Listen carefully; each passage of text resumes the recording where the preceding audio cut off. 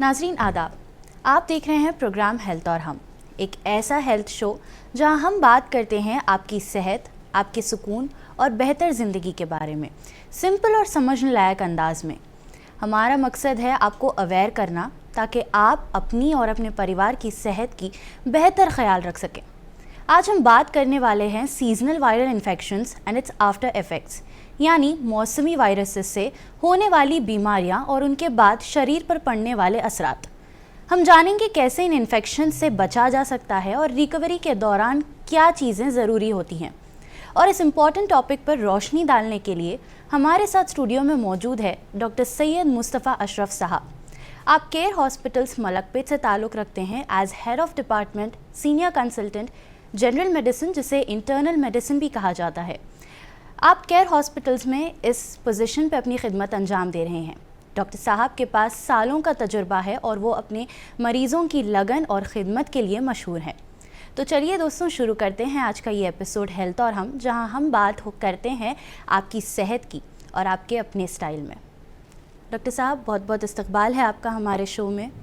जी, dear all viewers, नाज़रीन तमाम को वेलकम के मैं हाज़िर हूँ आप लोगों के सामने कुछ अहम बात करने के लिए कि जिस तरीक़े से सीजनल इन्फेक्शंस और उसके आफ्टर इफ़ेक्ट्स के बारे में बात करने के लिए, क्योंकि रिसेंटली ICMR यानी Indian council of medical research ने रेड फ्लैग दिया है कि जितने हेल्थ एजेंसीज़ हैं सबको विजिलेंट रहने के लिए कि सीजनल फ्लू इन्फेक्शन और उसके सीजनल रिलेटेड इन्फेक्शंस हाई क्यों हो रहे हैं और इसको रोकथाम के लिए जल्द एक बॉडी क़ायम करके लोगों में जो है अवेयरनेस क्रिएट किया जाए। तो डॉक्टर साहब, शुरुआत प्रोग्राम का इसी सवाल से करते हैं कि सीजनल वायरसेस ये होता क्या है? देखिए, सीजनल वायरसेस दरअसल सीज़न के एतबार से होता है। मानिए कि अब विंटर ख़रीफ को है, रेनी सीज़न था, अभी चल रहा है, इंटरमिटेंट उसमें है, we are heading towards winter. अब विंटर में ये होता क्या है कि एयर में मॉइस्चर कम हो जाता है, नमी कम हो जाती है, जिसकी वजह से वायरसेस उमूमन जो है वो अपनी जगह हमेशा रेस्टिंग उसमें रहते हैं। बट जहाँ पे उनको फेवरेबल एनवायरनमेंट मिलता है, जैसा कि कोल्ड एनवायरनमेंट हो, ड्राई एनवायरनमेंट हो, विदाउट मॉइस्चर एनवायरनमेंट हो, वहाँ पे उनकी ग्रोथ ज़्यादा होती है, वो मल्टीप्लाई ज़्यादा होते हैं और उनकी स्प्रेड भी लोगों में बहुत तेज़ी से होती है। तो यानी कि ये एक ही पर्टिकुलर सीज़न में एक्टिवेट होते हैं, तो इसका रीज़न क्या है? ये वजह ये है कि इन लोगों का फेवरेबल इफ़ेक्ट, जैसा कोई भी फॉर एग्ज़ाम्पल एक चीज़ का जो है फल का एक मौसम होता है, हर एक फल का एक मौसम होता है, उसी तरीक़े से ये वायरसेस का भी जो ग्रोइंग टाइम होता है, ग्रोइंग फेज़ होता है, उनका जो पीक होता है इफ़ेक्ट, जो जहाँ पे वो लोग सबसे ज़्यादा अपने हाईएस्ट लेवल ऑफ उस पे पावर पे रहते हैं, वो ये विंटर बन के आता है और रेनी सीजन्स, ये दो चीज़ों में जो है लोग पाए जाते हैं। Particularly more towards winter focus करना है। तो यानी कि कोई इसके कॉमन सिम्टम्स है जो लोगों में नज़र आते हैं वायरल इन्फेक्शंस के? कॉमन सिम्टम्स बड़े कॉमनली नज़र आते हैं। आदमी को इब्तिदा में जो है महसूस खुद हो जाता है जब वो इफ़ेक्ट हो चुका होता है, बॉडी बोझल सी हो जाती है और गला ज़रा खुश्क ड्राई होना शुरू होता है या इरिटेट होना शुरू होता है, या नाक गुदगुदाना या ज़्यादा छींकियाँ आना या नाक से पानी जाना, या सर में ज़्यादा दर्द होना या बुखार एकदम अचानक आ जाना, उसके बाद ये सिम्टम्स आना। तो ये कॉमन सिम्टम्स है, बेसिक सिम्टम्स है फ्लू के। तो ये जो कॉमन सिम्टम्स आपने मेंशन किए हैं, काफ़ी सारे ऐसे लोग हैं जो इन सिम्टम्स को नज़रअंदाज कर देते हैं और ये सोचते हैं कि ये एक बहुत बेसिक फ्लू है एंड घर में ही इसका इलाज शुरू कर देते हैं, जैसे पैरासीटामोल हो गया, या नहीं तो अपने ख़ुद से कुछ तो भी करते रहते हैं। तो इसके लिए आपका क्या राय है? जी देखिए, उमूमन ट्रेंड ये बन गया है कि मेजॉरिटी लोग जो है ये करते हैं कि केमिस्ट के पास जाकर जो है ओवर द काउंटर कोई ना कोई मेडिसिन ले लेते हैं। लेकिन मैं ये चीज़ को कंडेम करता हूँ, इसलिए कि सेल्फ मेडिकेशन हो या केमिस्ट से ली हुई दवा हो, बाज़ वक़्त जानलेवा भी हो सकती है। हाँ, पैरासीटामोल का इस्तेमाल करना बुखार के दौरान सेफ़ है, वो ले सकते हैं। लेकिन जब आपको एस्टैब्लिश हो गया, पता चल गया है, तो आप इमीडिएटली आप अपने फिजिशियन के पास पहुँचें, एक सीनियर फिजिशियन से पहुँचे जो आपके मर्ज़ को पहचान सके। ऐसा ना हो कि बीमारी एक हो, दवा एक हो। तो मर्ज़ को सही पहचानने के लिए सीनियर फिजिशियन की ज़रूरत भी होती है। तो इसलिए कि ये ज़रूरी है कि सिम्टम्स जैसे ऑनसेट हो जाए।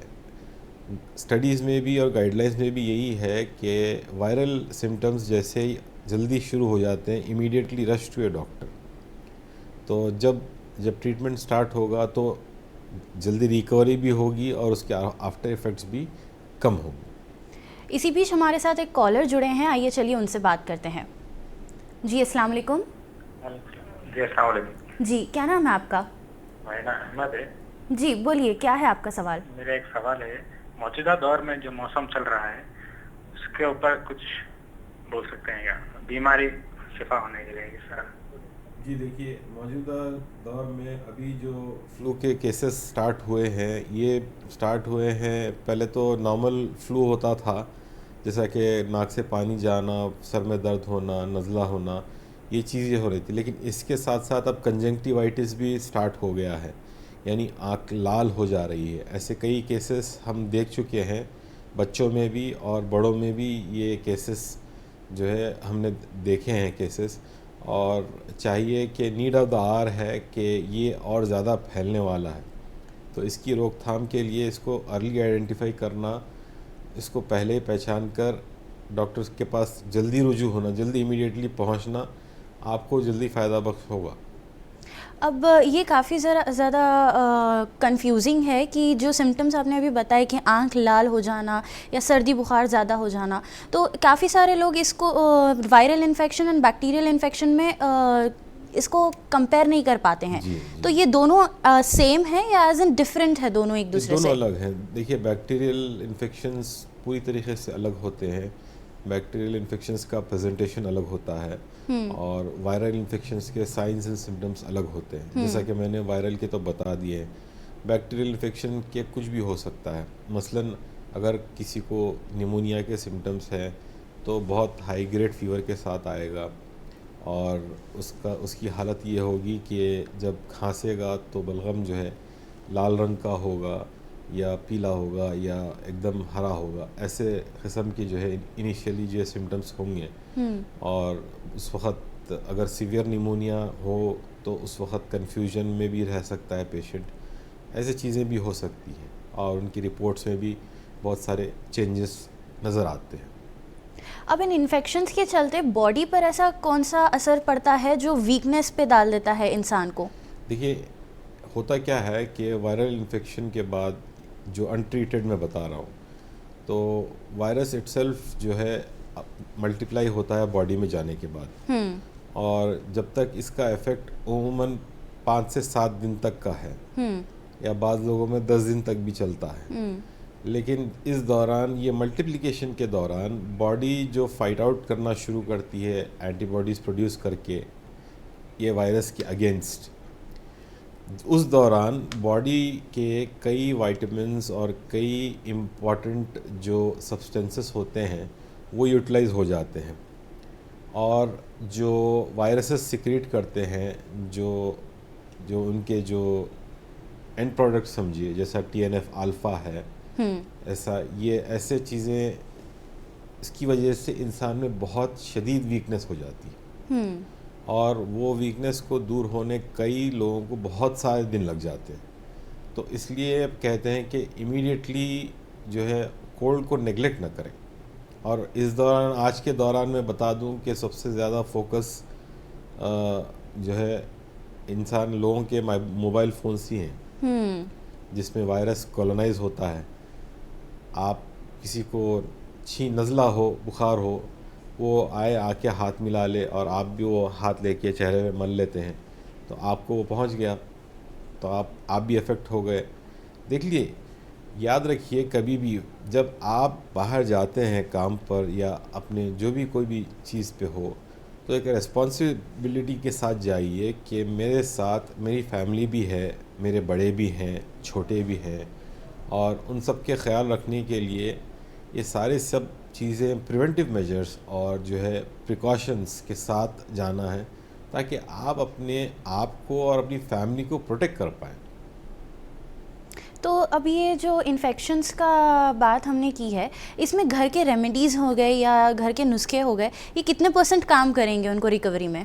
देखिए, होम रेमेडीज़ के का उमूमन मैं कोई रिकमेंडेशन नहीं देता, क्योंकि अल्टरनेटिव मेडिसिन का लिमिटेड स्कोप है और इसका अच्छा होना या ना होना, इसका कोई प्रूफ फैक्ट नहीं है कि इससे फ़ायदा होता है, कि ये ठोस नुस्खा है कि घरेलू इलाज हो या किचन का ट्रीटमेंट हो, ऐसा कुछ नहीं है। अब ये जो सीजनल वायरल के चलते काफ़ी सारे लोग ऐसे हैं जिनका एपेटाइट कम हो जाता है, जिनको भूख नहीं लगती है, तो क्या ये इन्फेक्शंस की वजह से जो इम्यून सिस्टम है वो डिस्टर्ब हो जाता है? जी हाँ, देखिए, होता यही है कि पहले तो मैं आम पॉपुलेशन की बात करूँगा, उनकी इम्यूनिटी, उनका डाइट स्ट्रक्चर क्या है, उनका बॉडी स्ट्रक्चर क्या है, वो डिपेंड करता है। और दूसरे जो पेशेंट सबसेट होते हैं, जैसे कि जो पेशेंट डायबिटीज़ के हों, बीपी पेशेंट्स हों, और जो किडनी के पेशेंट्स हों, जो हार्ट के पेशेंट्स हों, और जो पहले से ही बेड रिडन पेशेंट्स हो, या एल्डरली सिटीजन, सीनियर सिटीजन्स हो, और बच्चे हों, इनकी इम्यूनिटी आम आदमी की इम्यूनिटी से 20 से 30% कम रहती है। तो इनको वायरल इन्फेक्शन आना के चांसेस बहुत ज़्यादा होते हैं। तो इसको जो है ज़रा ख़ास तौर से नुक्ते नज़र से देखा जाए, और इनको प्रिवेंटिव मेजर्स भी सिखाया जाए, और ख़ुद भी जो है हाइजीन की तरफ, एक अच्छी हाइजीन की तरफ एजुकेट करते हुए, ताकि ये इनसे महफूज रहे। अब ये इन्फेक्शंस के चलते जो वीकनेस बॉडी में फ़ील होती है, जो कमज़ोरी होती है, इसके वजूहात क्या है एक इंसान में? देखिए, यही है, जैसा कि मैंने बताया है, कि वायरसेस ख़ुद जो है अपने जो टॉक्सिन्स सिक्रीट करते हैं, कई टॉक्सिन्स हैं, नंबर ऑफ टॉक्सिन्स हैं, तो वो टॉक्सिन्स के होते हुए बॉडी उनको फाइट आउट करते करते वो टॉक्सिन्स बॉडी में जमा होना शुरू हो जाते हैं। तो उनके होते हुए तो बॉडी का हर मसल इफेक्ट होता है, हत्ता कि इंसान जो है बहुत ज़्यादा कमज़ोर, चाहे वो अच्छे पर्सनैलिटी का हो, बहुत तगड़ा हो, तो वो भी अपने आप को अंदरूनी तौर से कमज़ोर महसूस करता है, हत्ता कि उसकी भूख कम हो जाती है, और जो है उसको रोज़मर्रा के काम करने में दिक्कत होती है, जो बड़े आसानी से किया करता था।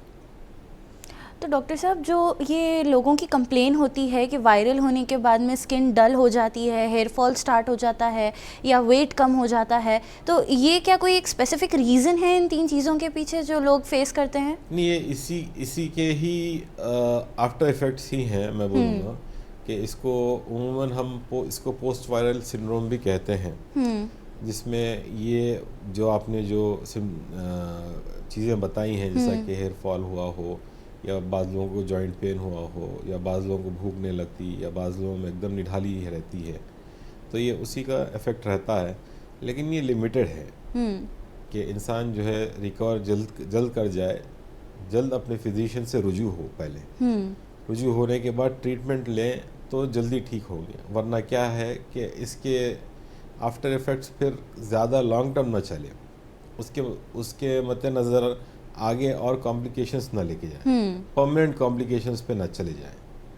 अब काफ़ी सारे लोगों का एक डर रहता है दिल में कि अगर डॉक्टर के पास हम गए तो एंटीबायोटिक सजेस्ट करते हैं, इंजेक्शन सजेस्ट करते हैं, उसके चलते से पूरा दिन सिर्फ हम सोएंगे करेंगे तो थकान और बढ़ जाएगी। तो क्या ये एक मिथ है या ये रिकवरी का एक ज़रिया है उनके लिए? देखिए, ऑलरेडी पेशेंट जो वायरल फीवर से इफ़ेक्ट होता है वो ऑलरेडी वीक होता ही है, और जो अर्ली फेज़ हो, जो देखिए अब जो वायरल जो डायग्नोज हो चुका है उसको हम एंटीबायोटिक तो नहीं देंगे।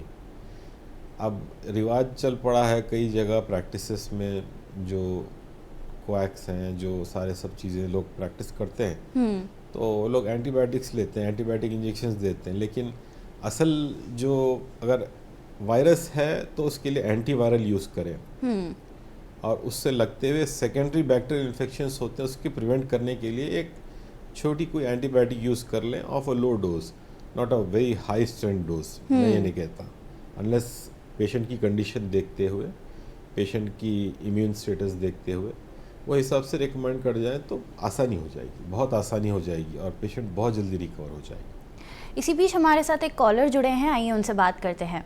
जी अस्सलाम वालेकुम। वालेकुम सलाम। जी बोलिए, क्या नाम है आपका? जी मेरा नाम तहसीन है। जी क्या मुझे सवाल है आपका? मेरे- हेलो अस्सलाम वालेकुम। जी, आपका सवाल क्या है? जी मेरा बहन का नवासा है, उसको उनके बाप को भी ऐसा इन्फेक्शन ज्यादा होता है, सर्दी खांसी जल्दी हो जाती है उन लोगों को, और वैसे ही सिम्टम्स उनके बच्चे को भी है, जो बच्चा भी छोटा है ना समझे ऐसे बाहर की चीज़ सब खाता तो जल्दी इफेक्ट हो जाते रहता है उसको। इसके बारे में पूछना चाहते हैं क्या कैसे प्रिकॉशन से। यानी कि आप ये पूछना चाह रहे हैं कि बच्चों में आपके इफेक्ट जल्दी हो जा रहा सर्दी बुखार का? जी ओके, तो इस सवाल पे आपका क्या उससे जवाब है? वॉमिटिंग्स भी होते, दिल बुखार भी आया था, और उनके फादर को भी ऐसे ही सिम्टम्स थे। जी जी, जैसा कि मैंने बातों में यही कहा था कि बच्चों में इम्यूनिटी उमूमन कम होती है क्योंकि वो ग्रोइंग स्टेज में होते हैं और उनको न्यूट्रिएंट्स की और ग़िज़ा की ज़रूरत होती है। अब जैसा एक आदमी है घर में, एक बीमार पड़ा वायरल सिम्टम्स का, कि सब घर में बीमार पड़ते हैं, तो बच्चों के लिए मैं पर्टिकुलरली और एल्डरली सीनियर सिटीजन्स के लिए सीजनल एनुअल जो फ्लू वैक्सीनेशन होता है वो ले लेने से वो लोग प्रोटेक्टेड हो जाते हैं और दोबारा इनको ये इन्फेक्शन, सीजनल इन्फेक्शंस नहीं सताते। इससे ये लोग बच जाएंगे क्योंकि बच्चे अमूमन एक उनके फेजेस होते हैं, क्वार्टरली, हाफ ईयरली, फिर एनुअल, फिर जब वो स्कूल में जाते हैं फिर एकदम फिर सडनली बीमार पड़ते हैं। एक बहुत सारा तबका यानी बच्चों में बीमार पड़ना शुरू होता है। ये इसीलिए होता है कि एक इन्फेक्शन होता है वो दूसरों को पास ऑन करते जाता है। तो जब आपके बच्चे वैक्सीनेटेड होंगे, पहले तो ट्रीटमेंट आप करा लीजिए कोई अच्छे पीडियाट्रिशियन से, उसके बाद जब उनसे ही पूछ के उनका मशवरा लेके आप वैक्सीनेशन करवा लीजिए। सीजनल फ्लू वैक्सीनेशन और निमोनिया का वैक्सीनेशन, ये दो ज़रूरी हैं, चाहे वो बच्चा हो या यंग हो या एडल्ट हो या बूढ़े हों, ये चार हो, खा कोई भी बीमारी के साथ हो, इन लोगों के लिए सीजनल वैक्सीनेशन और निमोनिया वैक्सीनेशन लाजिम है। इससे आप more than 80% of the disease और उसके आफ्टर इफ़ेक्ट से महफूज रह सकते हैं। तो अभी आपने जैसे मेंशन किया कि बच्चे और बुज़ुर्गों के लिए ये टेस्ट लाजमी है, तो क्या ये उनके लिए डेंजरस साबित होता है? जो सीजनल इन्फेक्शंस है या वायरसेस है, ये उनके लिए डेंजरस साबित होता है क्या बच्चों में और बुज़ुर्ग में? जी हाँ, डेंजरस होता है इसलिए कि एल्डरली में पर्टिकुलरली उन लोगों में चलने की, उठने की उम्र ताकत कम होती है और ये उनको बहुत लंबा चलता है, बहुत दिनों तक चलता है, तो उस लिए इफ़ेक्ट होते हैं। और बच्चे पर्टिकुलरली जो है रिकवर तो इसको बर्दाश्त तो कर सकते हैं, लेकिन रिकवरी टाइम एल्डरली में, ख़ासतौर से ज़ईफ़ लोगों में जो है टाइम ज़्यादा लग जाता है। अब ये जो सीजनल वायरल इन्फेक्शंस है, इससे हार्ट या लंग पे कोई इफेक्ट पड़ता है इंसान के? जी हाँ, स्टडीज़ बताते हैं, जैसा कि new England journal of medicine है, जामा हो और ब्रिटिश मेडिकल जर्नल हो, इन लोगों ने सजेस्ट किया है कि वायरल इन्फेक्शंस जो पहले से ही कार्डियक पेशेंट्स हैं जिनको होता है और ये अगर बढ़ जाता है तो ये हार्ट पर भी बहुत ज़्यादा इफ़ेक्ट पड़ सकता है इसका, और ये हार्ट फेलियर में दोबारा जा सकते हैं, तो इसका बहुत गहरा ताल्लुक़ है। अब अगर हम बात करें प्रिकॉशंस की, तो प्रिकॉशंस क्या लेना चाहिए इन्फेक्शन से बचने के लिए? देखिए, हम सब लोग कोरोना के जो पैंडमिक से गुज़रे हैं, तो उस वक़्त हमने क्या किया, बैक टू बेसिक्स, आसान सी चीज़ें हैं, बहुत ही आसान चीज़ें हैं जो आपको करना है। जब ऐसी सिचुएशंस आ जाएं, अपने जेब में छोटा सा सैनिटाइज़र रखें, अच्छी क्वालिटी का, ऐसे नहीं कि सिर्फ ले लिया और अच्छी से अच्छी क्वालिटी का ले लें, जेब में रखें, हाथ मिलाएं, अगर हाथ मिलाना हो मिलाएं, फौरी थोड़ी देर के बाद हैंड सैनिटाइज़ कर लें। और ओवर क्राउडिंग एरियाज़ में जहाँ पर पब्लिक बहुत ज़्यादा जमा है, वहाँ जाने से थोड़ा अवॉइड करें, और अगर जाना भी पड़ रहा हो तो मास्क इस्तेमाल कर लें। अगर आपको लगता है कि नहीं भाई यहाँ पर अगर आपका साथी हो या कोई दोस्त हो जिसको पहले से ही नज़ला हो तो उससे थोड़ा सा दूर रहें, तो उससे आप ये छोटे छोटे चीज़ों से आप महफूज रह सकेंगे और उस खाना खा के निकलें। उमूमन मेरे उसमें प्रैक्टिस में देखा गया है कि जितना यंग जनरेशन इस वक्त है, without breakfast they go to the colleges, without breakfast they go to their schools, तो इसमें इम्यूनिटी बहुत ज़्यादा इफ़ेक्ट कर जाती है और बहुत जल्दी इफ़ेक्ट हो जाते हैं। तो ब्रेकफास्ट अच्छा पेट भर कर खाएँ और जो अफेक्टेड आदमी है थोड़ा सा स्पेस मेंटेन कर लें और उनकी छींक वगैरह से आप पर ना पड़े, तो आप जो है मास्क अपने साथ हमेशा ज़रूर रखें, कैरी करें। इसी बीच हमारे साथ एक और कॉलर जुड़े हैं, आइए उनसे बात करते हैं। जी अस्सलाम वालेकुम। लगता है कॉल डिस्कनेक्ट हो गया है। चलिए अब ये हाइजीन के बारे में हम बात करते हैं। जैसे कि आपने मेंशन किया कि कोविड के टाइम पे मास्क एंड सैनिटाइज़र्स बहुत ज़्यादा ज़रूरी थे, तो वो अगर हम डेली बेसिस पे अगर वो यूज़ करेंगे तो क्या ये पॉसिबल है कि हम वो इन्फेक्शन से डायरेक्ट कांटेक्ट में ना आए? जी देखिए, ये तो प्रैक्टिकली 100% तो पॉसिबल नहीं है। हाँ, मगर सैनिटाइज़र का यूज़ और मास्क का इस्तेमाल आसान है, चाहे क्योंकि अगर जो बाइक चलाते हैं उनके लिए भी अच्छा होगा कि वो एनवायरमेंटल पोल्यूशन से भी बच जाएंगे। दूसरी चीज़ ये कि जो है अगर कोई अफेक्टेड इंडिविजुअल हो, आप मास्क पहन के रहें ड्यूरिंग दिस थिंग, तो उस वक्त भी आपके लिए फ़ायदा ही है। और घर में जब जाते हैं तो इमीडिएटली आप अपना ड्रेस चेंज कर लें इमीडिएटली, जो भी आपका ड्रेस है। फिर सेकंड आपका फेस काम का शुरू भी हो रहा हो तो नया लिबास पहन कर जाएं, ताकि it will be totally different thing. And wash your hands with soap, अच्छे से धोएं, पैर अच्छे से धोएं और नाक के अंदर के नाक और गार्गलिंग अच्छे से साफ़ करें, ताकि ये चीज़ों से आप सेफ रहें। ये आपके लिए बहुत काम आएगा। ये बेसिक चीज़ें ही आपको कई चीज़ों से महफूज कर देंगी। अच्छा, अब हम बात करें अगर रिकवरी पीरियड की, तो उस दौरान डाइट एंड रेस्ट कितना ज़्यादा इफ़ेक्ट करता है एक इंसान की बॉडी पे, जो थकान वीकनेस वो फील करता है? क्या ये दो चीज़ें सही फॉलो करने से उसका जो रिकवरी जोन है वो कम्प्लीटली पॉसिबल होता है कि जल्दी रिकवर कर जाए उस चीज़ से? नहीं, पॉसिबल है रिकवरी के लिए जो है। फिर इसमें न्यूट्रिशन का ही अगेन फिर आता है प्ले, कि ज़्यादा अमाउंट ऑफ प्रोटीन डाइट खाएं। अगर भूख नहीं लग रही है तो उसका सूप इस्तेमाल करें और Aahista Aahista time by time थोड़ा लेकर खाएं और जो कुछ भी पसंद आए खाएं। ऐसा कुछ नहीं है कि रिकवर हो रहे हैं तो इसमें ये होगा कि जो है जो प्रोटीन्स बॉडी को मिलेंगे, बॉडी फिर again it will start to recharge itself and it will fight back against जो भी टॉक्सिन्स होंगे, जो अच्छे हेल्दी फूड से ये फाइट आउट हो जाएंगे। अब अगर हम बात करें कोई स्पेसिफिक मेडिकेशंस की इन इन्फेक्शंस को प्रिवेंट करने के लिए, तो क्या ऐसे कोई स्पेशल मेडिकेशंस है जो एक इंसान के लिए ज़रूरी है? जी हाँ। देखिए, स्पेसिफिकल मेडिसिन्स में जो है basic medications anti flu medication आते हैं जिसको ओसेल्टामिविर कहते हैं। वो यूज़ की जाती है स्पेसिफिक पॉपुलेशन में। बाई वेट के हिसाब से फिजिशियन डोज डिसाइड करता है उसका कितना देना है। और एमानिटिडिन करके एक दवा है जो पार्किंसंस में भी यूज़ होती है, वो यूज़ होती है।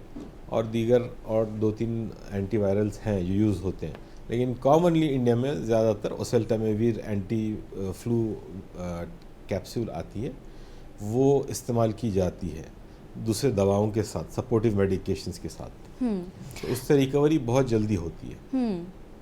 अब ये जो वैक्सीनेशन का अभी हमने जिक्र किया था, क्या उससे सीजनल वायरसेस से बचा जा सकता है? How does it play a vital role in preventing seasonal viruses? बहुत ज़्यादा रोल है, बहुत इम्पोर्टेंट रोल है वैक्सीनेशन का, मैं कहूँगा। क्योंकि याद रखिए हर साल स्ट्रेन चेंज होता है। ये जो वायरस होता है ये म्यूटेट होता है, ये चेंज होता है, अपनी शक्ल बदलता है। इन लोगों के जनरेशन्स चेंज होते हैं तो इसका एंटीजेनिक नेचर चेंज होता है, साथ सब चेंज होता है। तो हर साल सदर्न हेमिस्फीयर और नदर हेमिस्फीयर के वैक्सीन्स आते हैं।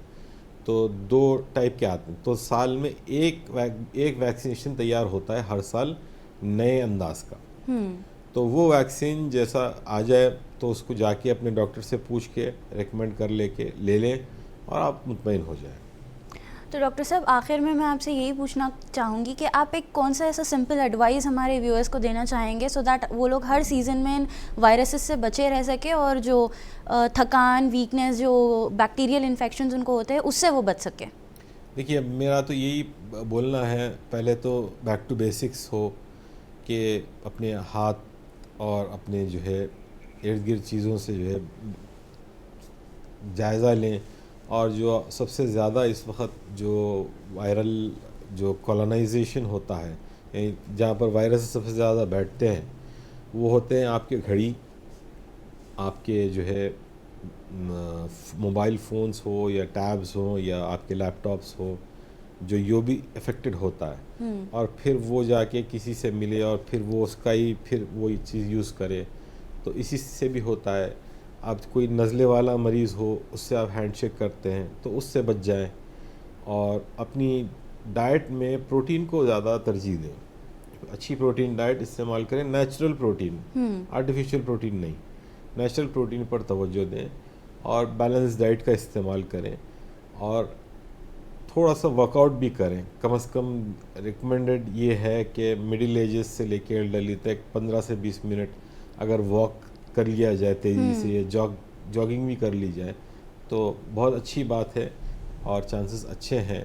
और फिर बैक टू द बेसिक्स जो मैंने कहा है कि हैंड सैनिटाइजेशन अच्छा हो, और घर आने के बाद जो है अगर आप मुतासिर हों तो अपने आप को थोड़ा सा आइसोलेट कर लें घर वालों से, तो इससे आप जो है पूरे घर को बचा सकते हैं, सेव कर सकते हैं। और आप साइमल्टेनियसली डॉक्टर से ट्रीटमेंट लेते रहें इमीडिएटली, जैसा कि सिम्टम्स आते ही अपने डॉक्टर से मिलें, ट्रीटमेंट ले लें।